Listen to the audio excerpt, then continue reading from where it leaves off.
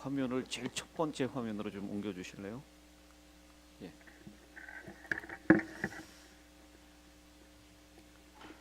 안녕하셨습니까? 이 샬롯 교회 말씀으로만 많이 듣고 또 샬롯 교회 성도님들 얼마나 행복할까 이런 생각을 많이 했습니다. 여러분 행복하시죠? 정태국 목사님이 참 정말 사랑이 많으신 분이 신부를 하셨고 또 정 목사님하고 저도 나송에서 함께 몇 년을 같이 일할 수 있는 기회가 있었습니다. 그리고 그 후임으로 우리 박 목사님 오셨는데 박 목사님은 참 맞죠? 바로 후임으로 오신 거예요. 박 목사님 오셨는데 아시다시피 박 목사님은 참 예수 사랑 말씀 사람이 아주 특출하신 분입니다. 제가 한 6년 같이 있으면서 또 한국 서중환합회에서 10년 가까이를 같이 옆에서 많이 보고 배웠습니다. 그리고 목사님 평소에 너무 책을 많이 읽으셔가지고 이렇게 그냥 평소에 만나서 얘기하는 게 다 그 책 얘기예요. 그리고 그 예수 사랑하는 게 그냥 막 느껴져요. 그래서 참 오랜만에 목사님 조금 일찍 오라 그래서 와가지고 아주 꿈 같은 시간을 보냈습니다. 옛날 생각도 많이 나고 여기 계시는 동안 박 목사님과 더불어서 말씀을 사랑하고 또 예수 사랑하는 그 마음을 여러분 더 많이 마음 가운데 키우시게 되기를 간절히 바라겠습니다. 오늘 저는 보이지 않는 섭리 반전 드라마 에스더라고 하는 제목으로 오늘 내일 또 안식일 오전에까지 에스더에 나오는 몇 장면을 함께 생각해 보면서 은혜를 나누려고 합니다. 에스더는 여러분 다 이야기는 다 아시죠? 혹시 에스더서를 한 번도 안 읽어보신 분 계십니까? 에스더서가 총 10장까지 있는데 이번 기간에 한번 연말 기도주일 특별한 기간이니까 에스더서를 한번 읽어보시기 바랍니다.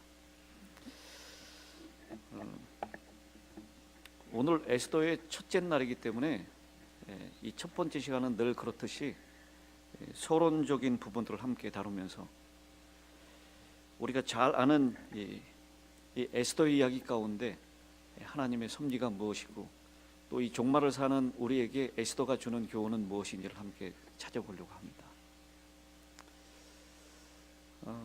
우리가 잘 아시다시피 이 에스더서는 시기는 아수에로 왕입니다. 이 역사에서는 크세르크세스라고 불려졌고 BC 486년부터 465년까지 21년간을 통치했었던 이 시기가 시작되는 것은 아수르 왕 3년 BC 484년부터 이야기가 시작됩니다.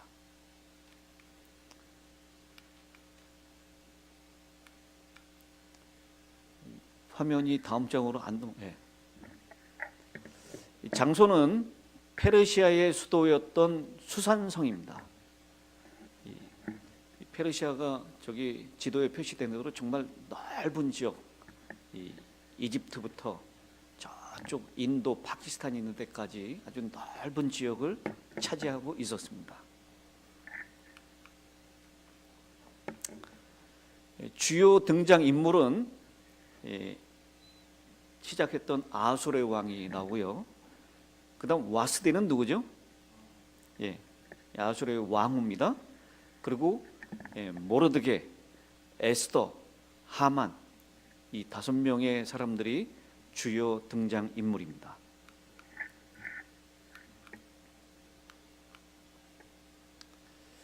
오늘은 숨은 그림 찾기라고 하는 제목으로 이 에스더의 서론과 또 이 마지막 결론까지를 한번 짧은 시간에 살펴보도록 하겠습니다.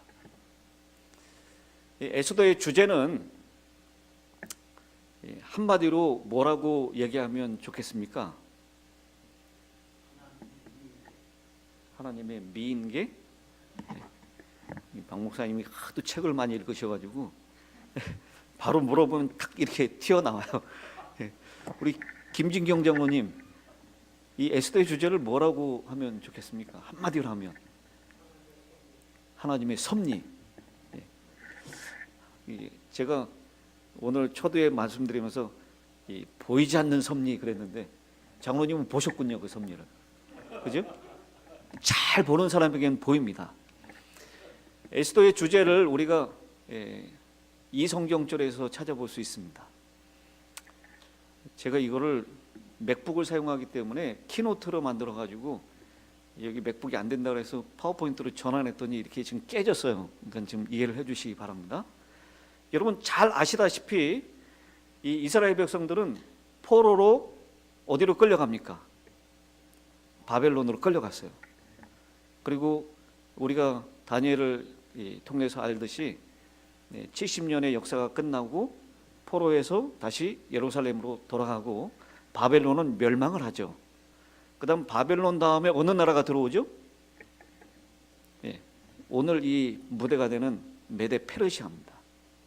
지금 이 페르시아 시대에 수산성이라고 하는 페르시아의 수도에서 일어나는 일이에요. 당시 이스라엘 백성들의 마음 가운데는 이사야 49장 14절에 있는 말씀이 그 마음 가운데 깊이 자리 잡고 있었습니다. 오직 시온이 이르기를 여호와께서 나를 버리시며 주께서 나를 잊으셨다 하였거니와. 하나님이 우리를 버렸다라고 생각했습니다. 왜요?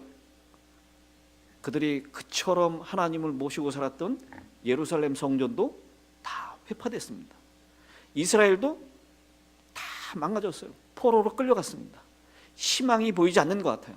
하나님은 이스라엘 백성들을 잊어버렸다라고 하는 그런 시대에 그런 배경에서 살고 있는 그런 때였습니다.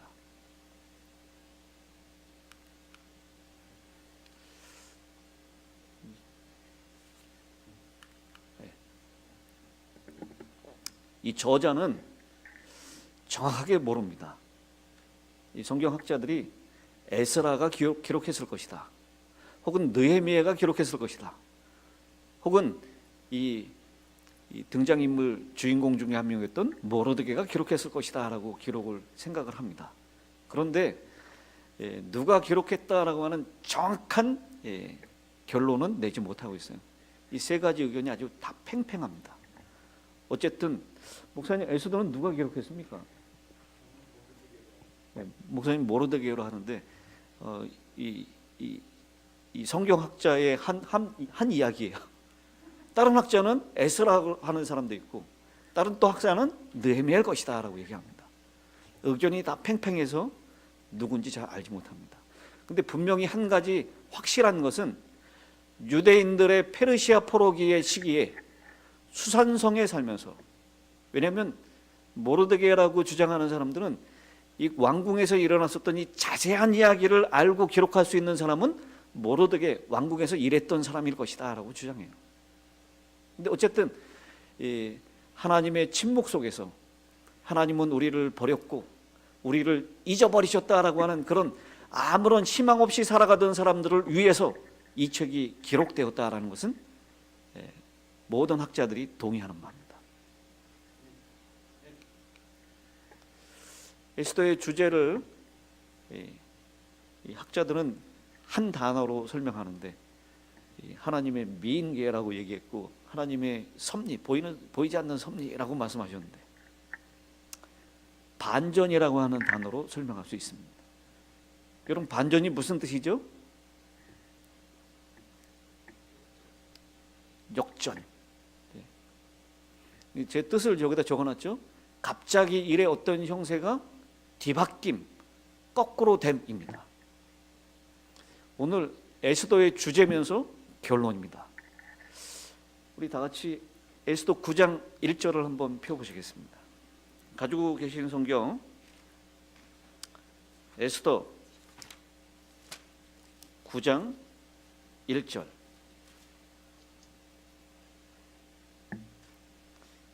제가 읽겠습니다. 아달월 곧 12째 달 13일은 왕의 어명을 시행하게 된 날이라. 유다인의 대적들이 그들을 제거하기를 바랐더니 유다인이 도리어 자기들을 미워하는 자들을 제거하게 된 그날에, 여기 반전에 해당되는 단어 하나를 찾으라면 여러분 무슨 단어를 찾을 수 있겠습니까? 예, 도리어라는 단어죠. 유다인의 대적이 유다인을 제어하기를 바랐더니 도리어 유다인이 자기를 미워하는 자들 제거하게 된 그날이 됐다라고 했습니다. 제가 히브리어 단어 하나를 좀 알려드리겠습니다. 오늘 그 도리어에 해당되는 단어가 무엇이냐면 하파크라는 단어를 썼어요. 한번 따라해 보겠습니다. 하파크. 예, 하파크라고 하는 단어가 도리어라고 하는 단어인데, 이 단어의 뜻은 변화시키다, 뒤집어 엎다. 그게 반전입니다. 이게 에스더서의 주제다라고 하는 거예요. 그 다음에 22절에도 이 하파크라는 단어가 사용됐습니다. 9장 22절을 한번 보시겠습니까? 이날에 유대인들이 대적에게서 벗어나서 평안함을 얻어 슬픔이 변하여 기쁨이 되고 애통이 변하여 길한 날이 되었으니 이 두 날을 지켜 잔치를 베풀고 즐기며 서로 예물을 주며 가난한 자를 구제하라 하며, 여기에 하파크에 해당되는 단어가 무엇일까요?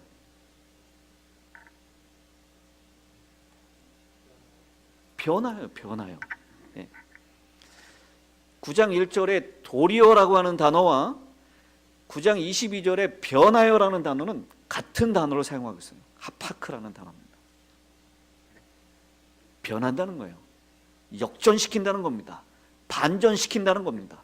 뒤집어 엎는다는 거예요. 그게 에스더의 주제입니다. 오늘 이 에스더에서는 정말 여러 사람의 반전을 볼 수가 있습니다. 이 페르시아에서 가장 아름다웠던 이 왕후였던 와스티, 그가 그 인생이 완전히 반전돼요. 1장 19절에 어떻게 됩니까? 다시는 왕 앞에 나가지 못하는 후궁에 전락하는, 그 평생이 왕 앞에 다시 서지 못하는 그런 여인으로 반전됩니다. 에스더의 반전이 있죠. 에스더는 아시다시피 고아 출신이에요. 그래서 원래는 자신의 삼촌입니까? 모르드게가? 삼촌이었던 모르드게가 자기의 양딸처럼 키웠던 이 고아 출신의 여인이 페르시아 최고의 지위에 올라가는 왕후의 자리를 차지되는 반전이 있었습니다. 빅단과 데레스, 에스더 2장 끝부분에 등장하는 사람들인데, 왕을 죽이고 반전시키려고 하는 계획을 세우다가 죽임을 당하는 빅단과 데레스의 반전을 보게 됩니다. 그 다음에 또 한 명의 주요 등장인물이었던 하만의 반전을 볼 수 있습니다. 왕의 어명을 시행할 수 있는 인장을 가지고 있었는데 결국은 그 왕의 도장을 모르드게에게 뺏기고 맙니다.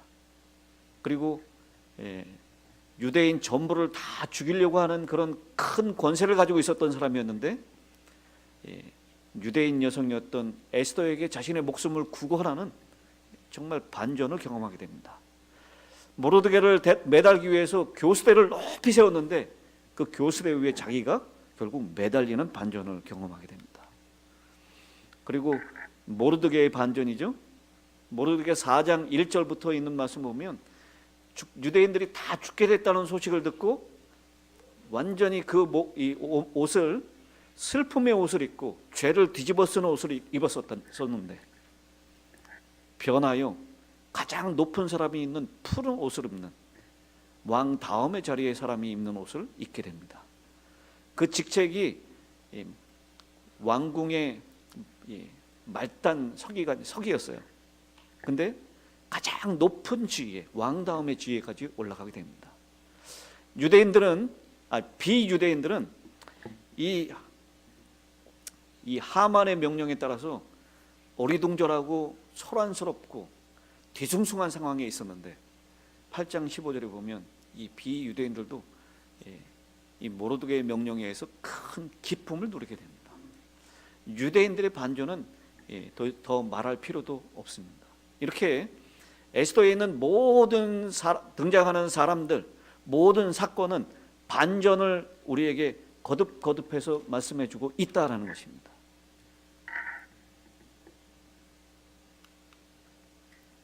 슬픔이 변하여 기쁨이 되고 반전이죠. 애통이 변하여 환희가 되고 포로가 변하여 자유인이 되는 놀라운 반전이 이 에스더서에서 기록되어 있다는 것입니다. 오늘 에스더서를 본격적으로 들어가기 전에 이 에스더에서 나오는 시점 이동, 몇 가지 관점의 이동을 좀 살펴보려고 하는데요. 제일 첫 번째는 장소적으로 이렇게 점점 작은 장소로 압축되어 가고 있는 모습을 보게 됩니다. 1장 1절에는 이 아하수의 왕이 되었을 때 어디서부터 어디까지 통치하고 있었다고요? 저쪽 인도로부터 구스까지, 이집트 또 파키스탄 그 지역까지 127도를 다스리고 있었다라고 얘기하고 있습니다. 이 127도의 넓은 지역을 얘기하다가 그 지역이 딱 한 군데로 좁혀집니다. 어디예요? 수산궁이라고 하는 곳으로. 그리고 수산궁에서도 어느 한 딱 장소로 집중이 되는데 그것은 바로 왕 앞입니다. 장소가 넓은 곳에서부터 착착 줄어들죠. 그 다음에 이 기간이 변화되고 있는 것을 보게 돼요. 아수르의 왕 3년이었습니다. 그리고 그 3년 중에서 180일 동안 잔치를 벌렸어요. 무슨 잔치를 벌리길래 180일 동안 잔치를 벌릴까요? 이 역사가들은 기록하기를 여러분 이 페르시아가 127도니까 한번 상상해 보세요. 거기에서 이 사람들을 다 한꺼번에 모을 수 있겠습니까? 모을 수가 없어요. 그래서 역사가들은 얘기하기를 한 15,000명을 끊어서 잔치에 초대했다 그래요. 그래서 이쪽 지역에서 잔치가 끝나면 그 사람들은 돌아가고 다른 지역에 오고 또 이 사람들이 끝나면 다른 지역에서 또 오고 이렇게 계속해서 180일 동안 몇 개월이에요? 6개월 동안 잔치를 벌이는 겁니다. 여러분 이 아하수르의 왕의 재력이 어느 정도고 그 위험이 어느 정도인지를 그 한마디에 우리가 상상해 볼 수가 있습니다. 180일 동안. 이 잔치가 끝난 다음에 이제는 수산성에 거하는 사람들, 그 수도에 거하는 백성들만을 위한 위로 잔치를 또 7일 동안 베풀어요. 그리고 그 7일 중에서 제일 마지막 날인 무슨 날? 우리가 아주 친숙하게 쓰는 용어죠. 제7일에. 이 날이 안식일인지 아닌지 모르겠습니다. 3년 그 중에 180일, 그 중에 7일, 그 중에 7번째 날. 그래서 장소적으로도 쫙 좁혀지고 또 기간적으로도 한 날로 집중하고 있어요. 이것은 무엇을 얘기하고 있는 것이냐면 이 에스더의 이야기가 과거의 먼 이야기, 먼 나라의 페르시아에 어떤 한 특정한 날에 일어났던 우리하고 상관없는 이야기가 아니라 우리하고 정말 밀접하게 관계된 우리가 살고 있는 어느 시점에 내 개인 앞에서 내가 살고 있는 어떤 특정한 날에 우리에게도 일어날 수 있는 날이다라고 하는 것은 이 시점의 이동을 통해서 우리에게 이야기하고 있다라는 것입니다.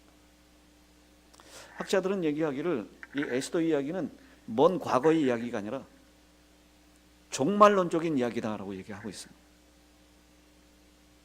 여러분 한번 가만히 생각해 보십시오. 유대인들을 다 죽이기로 했었던 그 명령이 마지막 시대에 이 종말을 살고 있는 우리에게도 똑같이 반복될 명령입니까? 유대인들이 누구예요? 하나님의 백성들이에요. 하나님이 선택한 백성들인데 마지막 이 종말 때에도 하나님이 선택한 백성들을 향해서 그 숫자가 몇이든지 다 상관없이 죽이겠다는 명령이 내려올까요? 그렇다는 것입니다. 우리가 예언을 공부하면 그날이 분명히 이르러올 것을 확신할 수 있습니다. 에스더 이야기는 과거의 페르시아의 한낱 역사 이야기가 아니라 우리 앞에 펼쳐질, 우리가 곧 당할 그런 이야기다라는 것을 우리가 기억하면 좋겠습니다.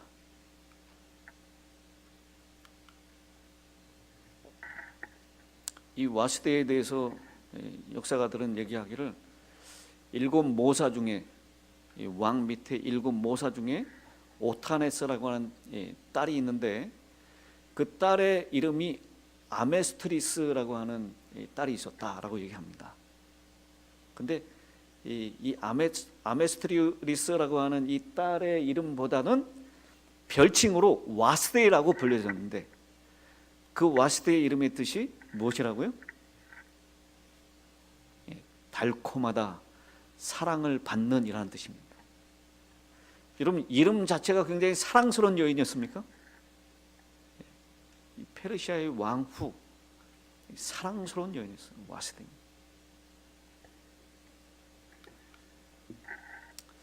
엘렌 화이트 여사가 이 와스데이에서 이렇게 대해서 평가를 합니다. 원고 29번에 우리는 왕후 와스데이의 잔치에 관한 기록을 즐거운 마음으로 읽는다. 이 잔치는 잡다한 무리들이 참석하는 잔치가 아니라 그 나라의 고관들의 부인들을 위해서 왕후가 베푼 잔치로서 그녀는 방자함이나 관능적인 것이 없이 겸손한 예조를 갖추어 그들을 접대하였다.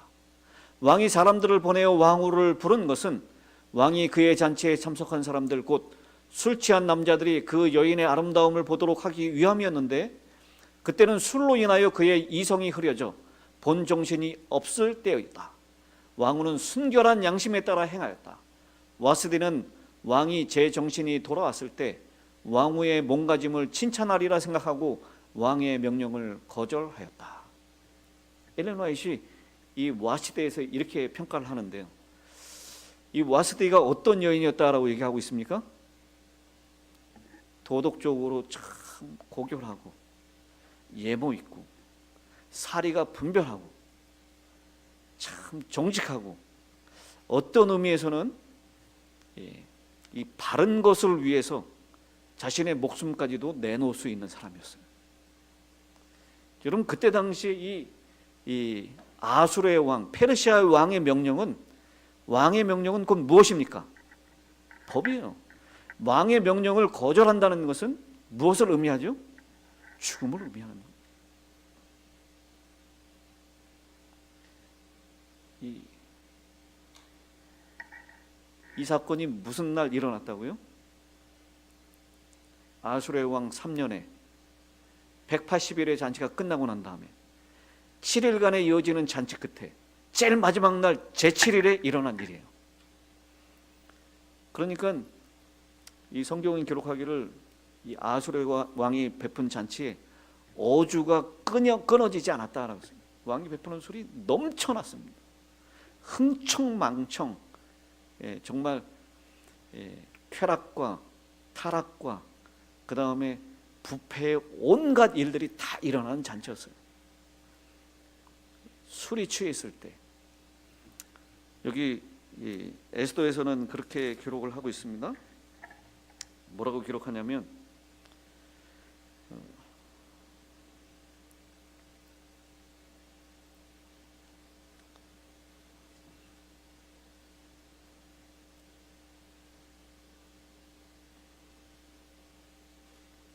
왕 1장 11절입니다. 왕후 와스디를 청하여 왕후의 간을 정죄하고 왕 앞으로 나오게 하여 그의 아리따움을 뭇 백성과 지방관들에게 보이게 하라 하니 이는 왕후의 용모가 보기에 좋음이라. 이 술김에 술이 완전히 취했을 때 사람들에게 자랑하고 싶었던 겁니다. 미스 페르시아 출신이었던 이 와스디의 미모를 자랑하고 싶었던 거예요. 근데 여기 우리 한국말 성경에는 그냥 이 왕후의 관을 그냥 정죄하고 왕 앞에 나오라라고 얘기했는데, 어떤 이 성경학자들은 이때 와스디를 불렀던 이 아수르의 왕의 요청은 무엇이었냐면, 아수르의 이 와스디가 전라의 모습으로 등장할 것을 요구했다라고 얘기합니다. 완전히 아무것도 걸치지 않은 모습으로 오라는 것입니다. 무엇을 자랑하기 위해서? 이 와스디의 용모를 자랑하기 위해서, 그 아름다운 몸매를 과시하기 위해서. 그래서 와스디는 그것을 단호하게 거절합니다. 왕후 자신은 물론 남편을 위해서 궁중 여인들의 수장의 위치를 떠나지 않기로 결심했다. 지금 남편이 완전히 만취해서 내린 잘못된 결정이니까 나중에 술이 깨고 난 다음에 이 와스디가 그것을 거절한 것에 대해서 분명히 왕은 칭찬할 것이다 라고 기대했다는 것입니다. 그런데 완전히 상황은 반전이 되었다는 것이죠. 이 에스더서가 총 167개 절인데요, 그 중에 왕이라고 하는 이 단어가 190번이 나옵니다. 그런데 이 이스라엘의 하나님을 얘기하는 여호와라는 단어는 한 번도 등장하지 않아요. 아니, 신이라고 하는 그냥 통칭 명사인 하나님이라는 단어조차도 이 에스더에서 나오지 않는다는 것입니다. 여러분, 성경 66권 가운데 하나님의 이름이 전혀 나오지 않는 책이 무슨 책이에요? 에스더예요. 또 다른 책이 있습니까? 아가서에 있을까요? 아가서에 있어요. 이 사랑을 얘기했다라고 하는, 남녀의 사랑을 얘기. 그래서 아가서는 뭐 정경에 들어가서 안 된다 그렇게 얘기하는 사람들도 있어요. 아주 난잡한 책이다. 근데 그 책에도 하나님의 이름은 등장해요. 근데 에스더에는 하나님의 이름이 등장하지 않는다라는 것입니다. 이게 왜 그럴까요? 에스더서에 왜 하나님의 이름이 등장하지 않는 것 같아요?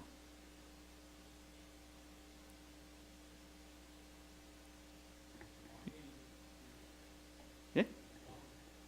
하나님을 왕으로 이렇게 대입해가지고 얘기했기 때문에? 그랬으면 얼마나 좋겠습니까? 여기서 나오는 왕은 그야말로 진짜 왕이에요. 페르시아 왕이에요. 아수르의 왕이에요. 왕은 그렇게 많이 언급하면서 어쩜 그렇게 하나님에 대해서는 한마디도 안 나온다는 거예요. 심지어는 기도하는 중에, 에스더가 여러분 무슨 기도했죠? 금식 기도했잖아요. 금식 기도하는 중에라도 하나님, 우리 유대 민족을 불쌍히 여기시고 살려주십시오라는 그런 기도 중에 내용도 나오지 않는다는 거예요. 그리고 아까 슬픔이 변하여 애통이 변하여 기쁨으로, 애통이 변하여 환희로 변화된 그 사건을 통해서도 하나님을 찬양하기 위해서 하나님의 이름조차도 부르지 않는다는 거예요. 희한하죠? 근데 분명히 여기에는 의도가 깔려 있다는 것입니다.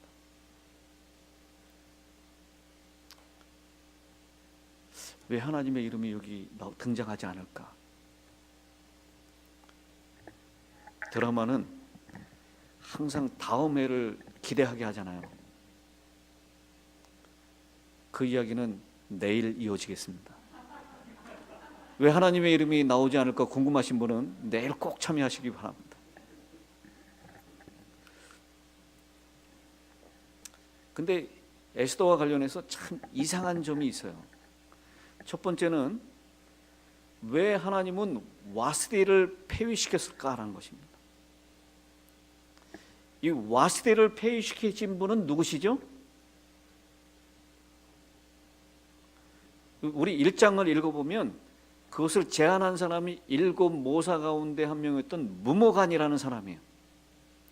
그 사람에 의해서 이거 남편이 오라 그랬는데 안 와? 왕이시여, 이거 큰일 납니다.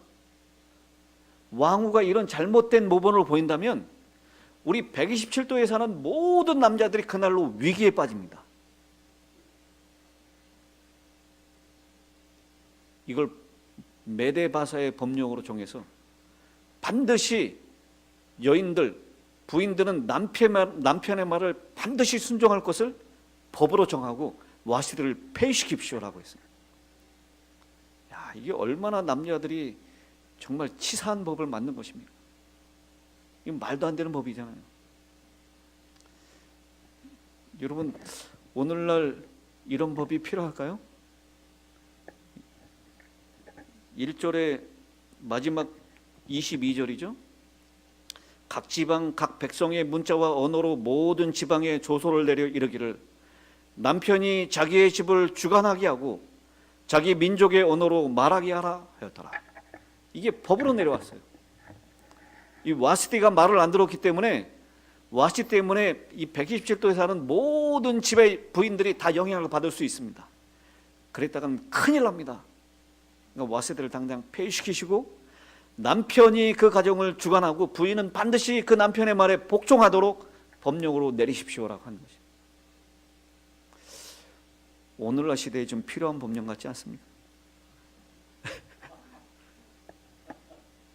이런 법령이라도 내렸으면 좋겠어요. 요즘은 하도 여자들이 그냥 그런다 그래가지고요. 얼마나 비민주적이고 남성 중심이고 술 취한 사람들이 내린 명령입니까? 이게 제정신으로 내린 명령이 아니에요. 근데 아까도 엘렌 화이트이 설명했듯이 정말 도덕적으로 순결하고 고결하고 예모가 있는 이 와시디가 왜 폐위가 되어야 하는가? 여러분, 무무관에 의해서 폐위된 것이 아니라 와시디는 누구에 의해서 폐위된 거예요? 무무관의 제안에 의해서 폐위된 것이 아니라 하나님의 보이지 않는 섭리로 된 거예요. 믿습니까? 여러분, 하나님의 이름은 등장하지 않지만 에스더서에는 곳곳에 하나님의 손길이, 하나님의 섭리가 곳곳에 나타나고 있는 것을 우리가 봐야 합니다. 마치 뭘 찾듯이, 숨은 그림을 찾듯이 찾아봐야 합니다. 여러분, 에스더의 신앙은 어땠습니까? 집사님, 에스더의 신앙이 어땠죠? 죽으면 죽으리라. 그 한마디로 에스더의 신앙을 딱 대변하시는군요. 근데 잘 들여다보면 에스더는 정말 형편없는 신앙을 가지고 있었어요. 에스더의 신앙이 어땠어요?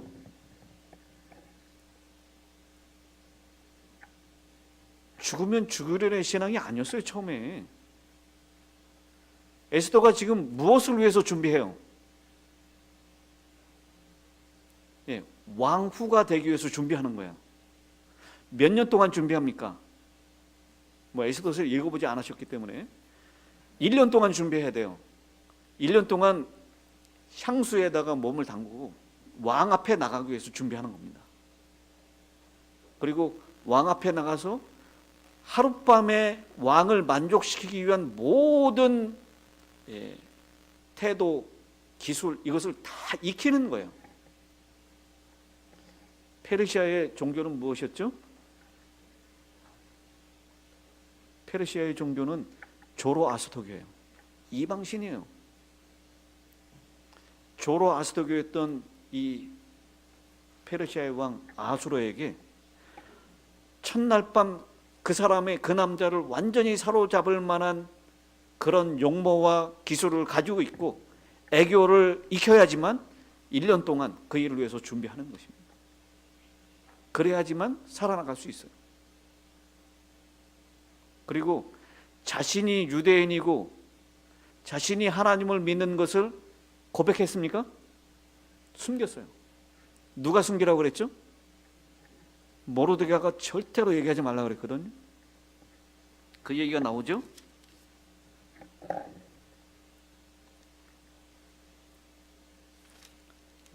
몇 절에 나오죠?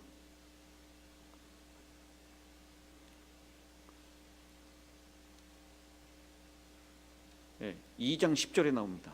에스더가 자기의 민족과 종족을 말하지 아니하니 이는 모르드게가 명령하여 말하지 말라 하였습니다. 에스더가 정말 바른 신앙을 가지고 있었다면 자신의 양아버지 삼촌이었던 모르드게가 그렇게 얘기했어도 나는 유대인이고 하나님을 믿는 신앙을 가지고 있다는 것을 증거해야 했습니까? 제대로 된 신앙이라면 그래야 되겠죠. 어디에서도 그 신앙을 나타냈어야 하잖아요. 근데 에스더의 신앙은 그렇지 않았다는 거예요. 숨겼습니다. 철저하게.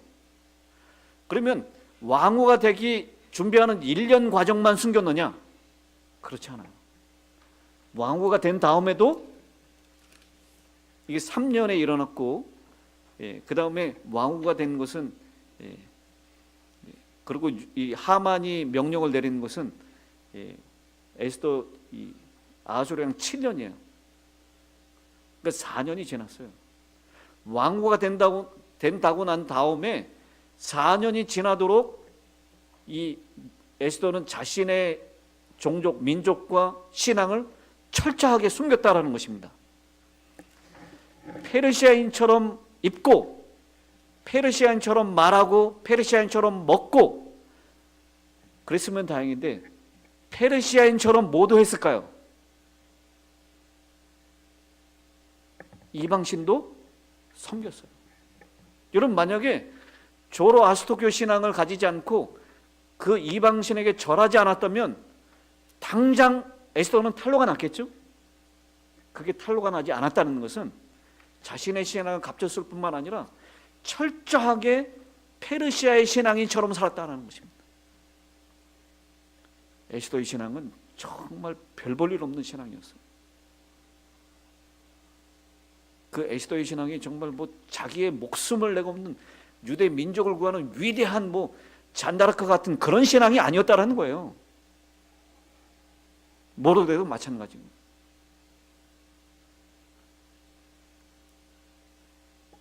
우리 다음 시간에 살펴보겠지만 이 모르드게나 에스더나 정작이 어디로 갔어야 될 사람들입니까? 이 페르시아에 살지 말고 어디로 돌아갔어야 돼요? 예루살렘으로 돌아갔어야 될 사람이에요. 근데 여기 사는 게 살만해요. 괜찮아요.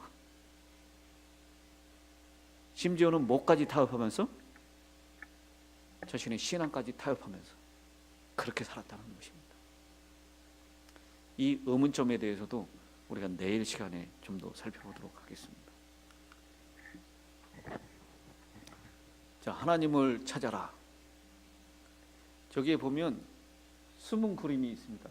화면이 잘 보이실지 모르겠는데 낚싯바늘, 빗자루, 스포이드, 다리미, 고래, 이게 숨은 그림이 있어요.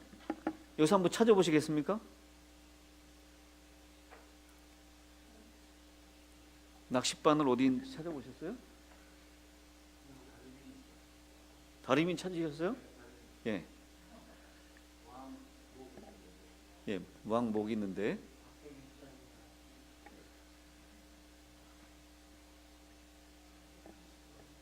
다 찾으셨어요?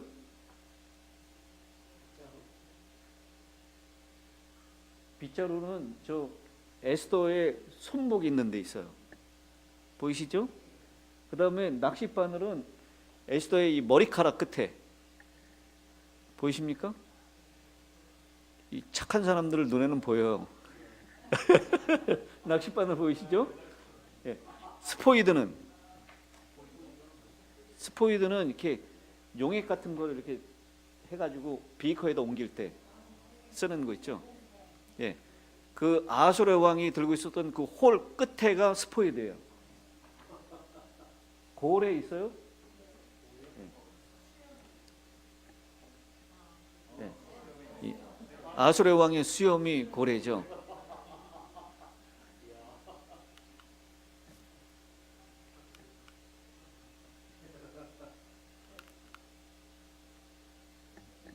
여기에 있어요. 이게 없는 것 같지만 자세히 보면 나오죠. 에스더에서도 하나님의 이름이 한 번도 등장하지 않지만 모든 사건과 모든 인물의 모습 가운데에서 하나님이 발견되어질 수 있다는 것입니다. 하나님은 여전히 역사하고 계십니다. 하나님께서는 우리가 하나님, why me? 왜 저에게 이런 일이 일어납니까? 하나님, 도대체 이럴 때 하나님은 왜 침묵하십니까? 하나님은 침묵하는 것처럼 느껴져요. 전혀 하나님께서는 역사하는 것 같지 않습니다.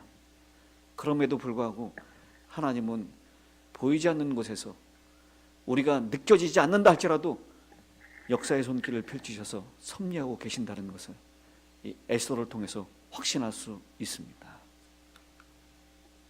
사랑하는 성도 여러분, 오늘 시작되는 에스더서를 집에서 한번 잘 읽어보시면서 요 구절은 틀림없이 하나님이 섭리하시는 것이다. 요거는 그게 있으면 거기다 이렇게 붉은 줄을 그시면서 읽으시기 바랍니다.